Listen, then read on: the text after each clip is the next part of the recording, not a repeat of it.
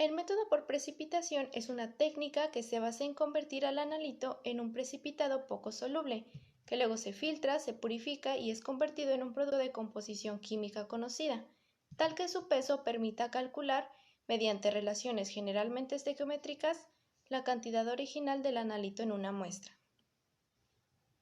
La precipitación debe ser cuantitativa, es decir, que la solubilidad del precipitado debe ser suficientemente pequeña para que la cantidad perdida no afecte al resultado. Para ello, el precipitado debe de cumplir las siguientes características. Debe ser suficientemente insoluble para asegurar que el producto sea cuantitativo y para reducir pérdidas en el lavado del mismo. El precipitado debe ser puro, es decir, que no debe estar contaminado por otros compuestos presentes en la disolución. Debe poder transformarse en una especie de estequiometría exactamente conocida, estable, no higroscópica, es decir, que no absorba humedad que se encuentre en el medio, y a ser posible de peso molecular alto. Por último, debe tener un tamaño de partícula adecuado para poder ser filtrado sin atravesar los poros del filtro. Bueno, ahora voy a explicarles los pasos de un método gravimétrico por precipitación mediante dibujos para que sea más fácil de entender.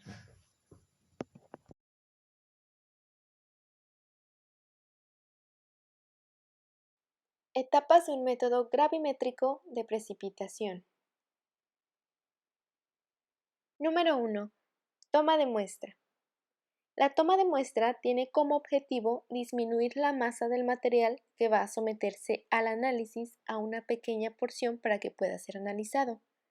Un problema en el proceso es la heterogeneidad en la composición de la muestra y en el contenido del analito. Es importante tomar muestras representativas, ya que si la porción que se va a analizar no es representativa del material original, los resultados no van a poderse relacionar.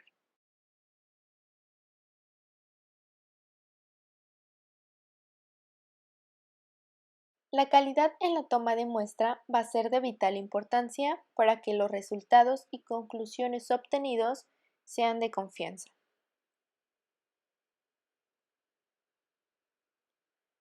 Para conseguir hacer un muestreo de calidad, se diseña un plan que asegure que la muestra objeto de análisis va a ser representativa.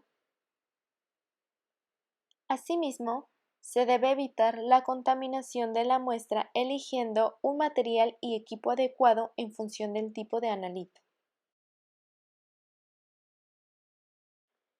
El segundo paso es la preparación de la muestra.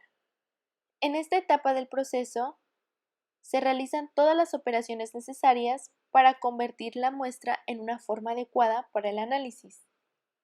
De forma general consta de dos etapas. La primera es la disolución.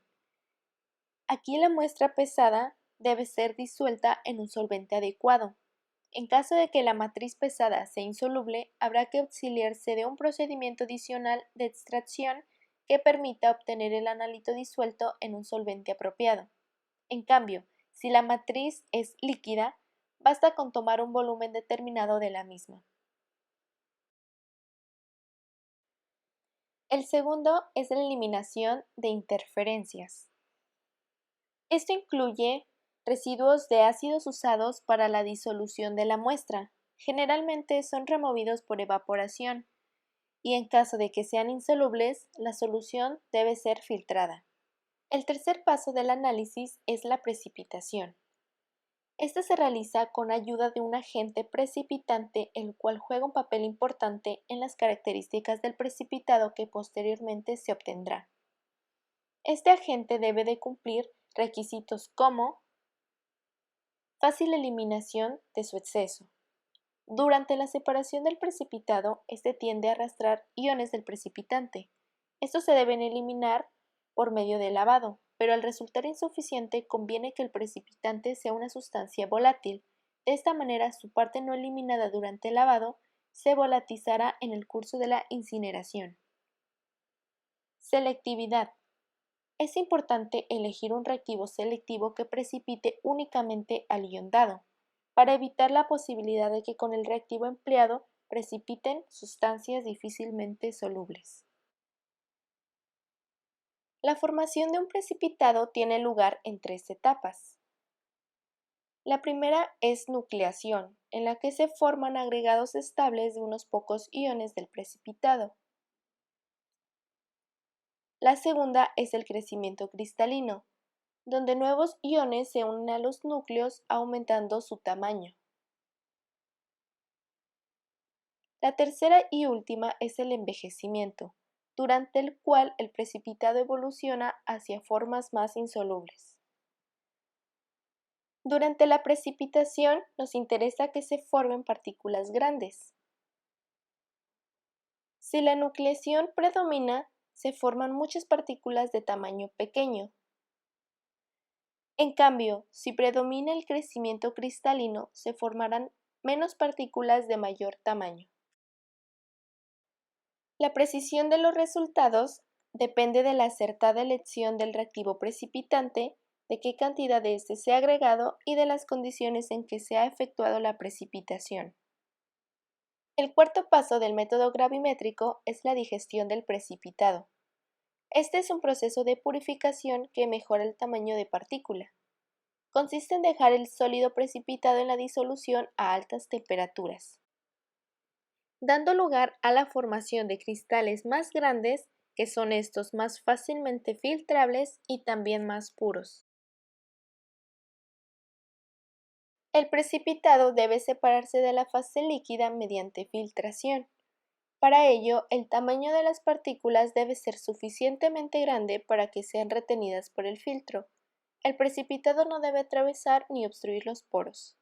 El lavado es siempre necesario, puesto que queda una capa de líquido adherido al precipitado que contiene otras especies químicas.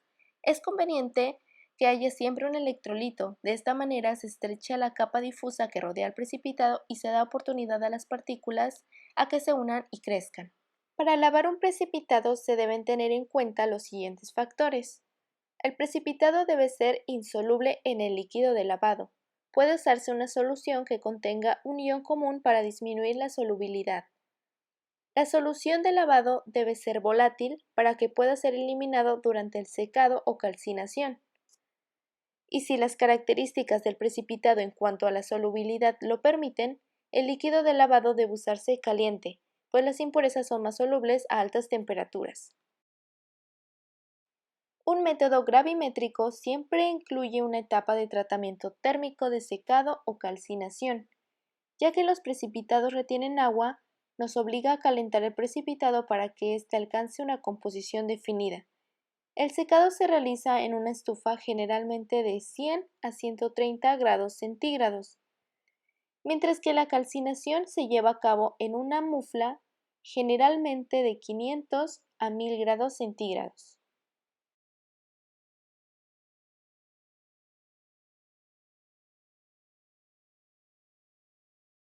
Como producto final deberíamos obtener un analito el cual no debe ser higroscópico, es decir, que no debe absorber la humedad del medio.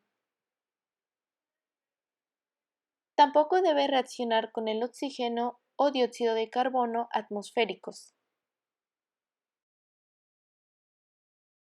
La determinación de la masa del precipitado se lleva a cabo después de que el precipitado incinerado y el crisol hayan alcanzado la temperatura ambiente en una desecadora.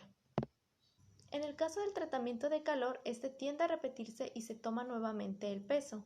El tratamiento finaliza cuando el precipitado haya sido llevado a un peso constante. Para los cálculos y la expresión de los resultados, generalmente los resultados de la cuantificación a través de métodos gravimétricos de precipitación se expresan en porcientos.